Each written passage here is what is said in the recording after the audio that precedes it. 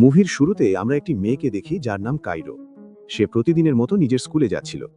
কাইরোর মা বাবা তার সাথে থাকতো না, তাই সে একাই নিজের বাবা মায়ের বাড়িতে থাকত। কারণ কাইরো ভবিষ্যতে একজন রাইটার হতে চাইত। কাইরো সময়ের আগেই স্কুলে পৌঁছে যায়। যখন সে ক্লাসে ঢোকে তখন মিলার তাকে দেখে অবাক হয়ে যায়, কারণ কাইরো ক্লাস শুরু হওয়ার আগেই এসে গেছে। স্যামুয়েল মিলার নিজেও একসময় রাইটার হতে চেয়েছিল, কিন্তু ভুলবশত সে একজন টিচার হয়ে গেছে।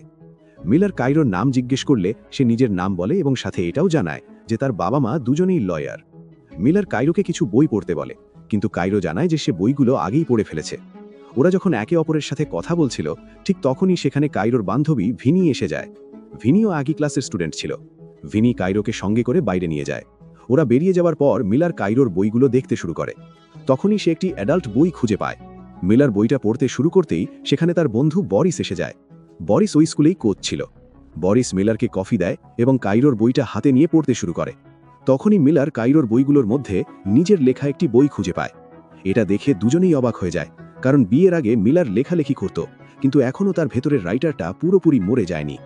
এর পরের দৃশ্যে আমরা মিলারকে তার স্ত্রীর সাথে দেখি। মিলারের স্ত্রীও একজন রাইটার। মিলার তার স্ত্রীকে বলে যে আজ ক্লাসে একটি স্টুডেন্ট তার লেখা বই পড়ছিল। এটা শুনে মিলারের স্ত্রী তার কাছে এসে রোম্যান্টিক হতে শুরু করে, কিন্তু ঠিক তখনই তার বসের ফোন চলে আসে, যার কারণে মিলারের মুড খারাপ হয়ে যায়। পরের দিন স্কুলে মিলার তার বন্ধু বরিসের সাথে বসে থাকে। সামনে ঘন জঙ্গল দেখে মিলার বরিসকে বলে, এই জঙ্গলটা কতটা ভয়ঙ্কর লাগছে না? ঠিক তখনই সেই জঙ্গলের দিক থেকে কাইরোকে হেঁটে আসতে দেখা যায়। কাইরোকে দেখা মাত্র মিলারের চোখ তার ওপর থেকে সরতেই চায় না। বরিস কাইরোকে খাওয়ার জন্য বিস্কিট দেয়। কাইরো বিস্কিটের খুব প্রশংসা করে, কারণ বিস্কিটগুলো বরিস নিজেই বানিয়েছিল। কাইরোর প্রশংসা শুনে বরিস তাকে ধন্যবাদ জানিয়ে সেখান থেকে চলে যায়। বরিস চলে যাওয়ার পর মিলার কাইরোকে জিজ্ঞেস করে, তুমি কি এই জঙ্গল দিয়ে একা একাই আসো? তোমার ভয় লাগে না? তখন কাইরো হালকা হাসি দিয়ে বলে, এই জঙ্গলের সবচেয়ে ভয়ঙ্কর জিনিস তো আমি নিজেই। এদিকে স্কুলের ভেতরে ভিনি ইচ্ছে করে তার বইগুলো নিচে ফেলে দেয়, যাতে বরিস তার সাথে কথা বলে। আসলে ভিনি বরিসকে পছন্দ করত, আর বরিসও সেটা ভালোভাবেই জানত। তাই বরিস ভিনিয়ে জিজ্ঞেস করে, তোমার কি দরকার? ভিনি কথার মাঝেই বরিসের আরও কাছে চলে আসে। এই সবকিছু কাইরো দূর থেকে দেখছিল। সে ভিনির কাছে গিয়ে বলে, তুমি এটা কিভাবে করতে পারো? ও তো আমাদের টিচার। ভিনি তখন কাইরোকে বলে, তুই হয়তো আমার ওপর জেলাস হয়ে যাচ্ছিস। এর পরের দৃশ্যে আমরা কাইরোকে তার বাড়িতে দেখি, যেখানে ভিনিও তার সাথে ছিল। ভিনি কাইরোর বাবা মা সম্পর্কে জানতে চাইলে কাইরো বলে যে তার বাবা মা মুম্বাইতে থাকে। ভিনি কাইরোকে বলে, তুই এত সুন্দর তবুও নিজের সৌন্দর্য কখনো দেখাস না। কাইরো জবাবে বলে, আমার সুন্দর হওয়ার শখ নেই, আমি শুধু স্মার্ট হতে চাই। ভিনি তখন বলে, আমি বরিসের সাথে অ্যাফেয়ার করতে চাই, আমি ওকে খুব পছন্দ করি। কিন্তু ভিনির এইসব কথা কাইরোর ভালো লাগে না। কাইরো বলে, আমাকে একটা আর্টিকেল লিখতে হবে, যেখানে আমাকে আমার জীবনের সবচেয়ে বড় অ্যাচিভমেন্টের কথা লিখতে হবে, কিন্তু আমি এখনও তেমন কিছু অর্জন করতে পারিনি। ভিনি তখন আইডিয়া দেয়, তুই একজন টিচার আর একজন স্টুডেন্টের অ্যাফেয়ার নিয়ে লিখতে পারিস, কিভাবে একজন স্টুডেন্ট নিজের টিচারের প্রেমে পুরোপুরি পাগল হয়ে যায়। কাইরো বলে, তাহলে আমার অ্যাচিভমেন্ট কোথায়? ভিনি হাসতে হাসতে বলে, তাহলে মিলারের সাথে অ্যাফেয়ার কর, সেটার উপরেই লিখে ফেল। কাইরো অবাক হয়ে বলে, মিলার তো আমাদের থেকে 20 বছর বড়। ভিনি তাকে বোঝায়, এগুলো আজকাল খুবই নর্মাল ব্যাপার। আসলে ভিনি নিজেই বরিসের সাথে সম্পর্ক করতে চেয়েছিল, তাই কাইরোকেও সে এই ধরনের পরামর্শ দিচ্ছিল। ভিনি কাইরোকে বলে, মিলার তোর জন্য একদম পারফেক্ট, আর তুই খেয়াল করিসনি মিলার ক্লাসে তোকে কিভাবে তাকিয়ে দেখে? এইসব কথা শুনে কাইরো ধীরে ধীরে মিলারকে নিয়ে ভাবতে শুরু করে এবং তার লেখা বইগুলো পড়তে থাকে। পরের দিন কাইরো যখন ক্লাসে যায়, সে মিলারের দিকেই তাকিয়ে বসে থাকে। তার চোখে ছিল এক ধরনের অদ্ভুত টান। মিলার এই বিষয়টা বুঝতে পারে। কাইরোর কাছে গিয়ে আস্তে করে বলে, ক্লাস শেষ হলে আমার সাথে একটু দেখা করো। ক্লাস শেষ হওয়ার পর মিলার কাইরোর জন্য অপেক্ষা করতে থাকে। ঠিক তখনই সেখানে বরিস এসে যায়। বরিস মিলারকে তার স্ত্রী বিয়ের কথা জিজ্ঞেস করে। মিলার বলে, ও ভালোই আছে, আজ ডিনারের সময় মতো চলে এসো। কিছুক্ষণ দুজন এভাবেই কথা বলে। তারপর বরিস চলে যায়। বরিস চলে যাওয়ার পরেই সেখানে কাইরো এসে পৌঁছায়। দুজন একসাথে বসে কথা বলতে শুরু করে। মিলার কাইরোর লেখা একটি আর্টিকেল পড়ে খুবই খুশি হয়। সে পুরো আর্টিকেলটা মুখস্থ করে ফেলেছিল। মিলার নিজেই কাইরোকে সেই লেখাটা শুনিয়ে দেয়। নিজের লেখা অন্য কারো মুখে শুনে কাইরো খুব আনন্দ পায়। মিলার কাইরোকে বলে, তুমি তোমার পছন্দের কোনো রাইটারের স্টাইলে একটা শর্ট স্টোরি লেখো, যদি ভালো হয় তাহলে পরীক্ষায় আমি তোমাকে ফুল নাম্বার দেব। কাইরো উত্তরে বলে, আমি আপনার অনেক বই পড়েছি, আপনার লেখার স্টাইলটা আমি খুব ভালো জানি। এরপর কাইরো মিলারের লেখা বই থেকে কয়েকটা লাইন বলে দেয়।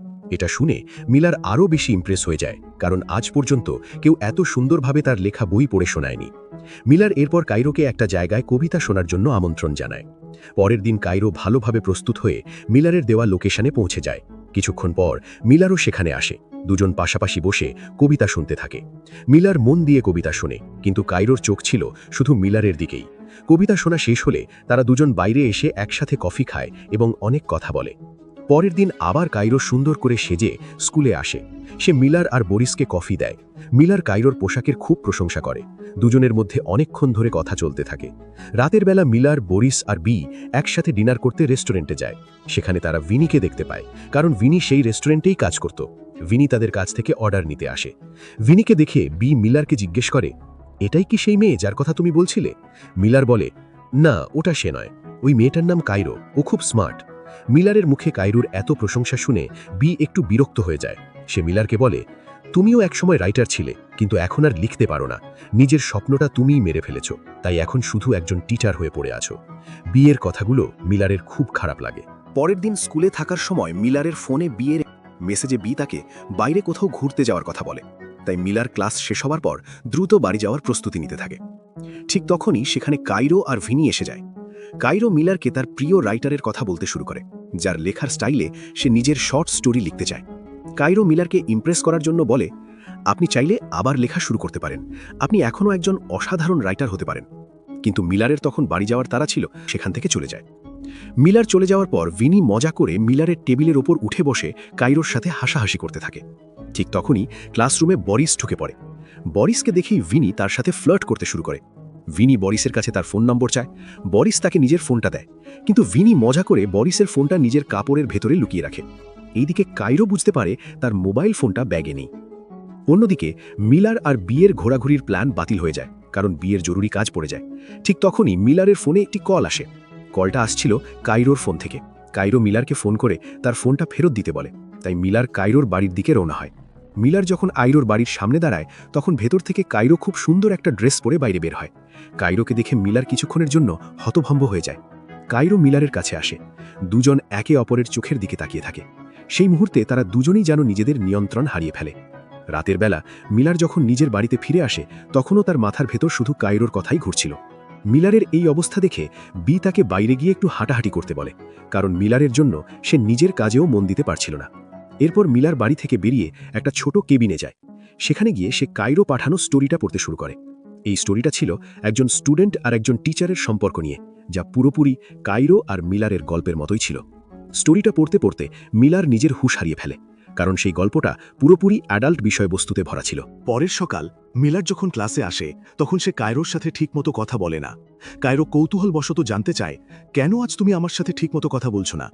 মিলার কায়রোকে স্পষ্টভাবে বলে, তুমি এই স্টোরি অ্যাসাইনমেন্টে জমা দিতে চাও, কিন্তু আমি তোমার লেখা একদমই পছন্দ করি না।